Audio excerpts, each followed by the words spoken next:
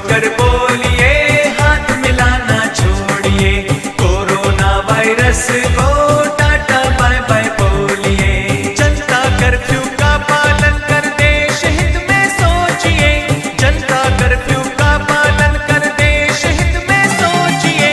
Corona virus को फैलने से रोकिए, कोरोना वायरस को फैलने से रोकिए, कोरोना वायरस को टाटा बाय बाय बोलिए।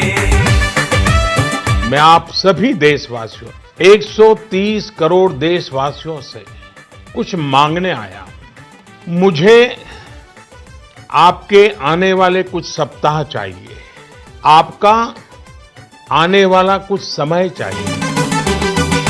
जनता कर्फ्यू लगा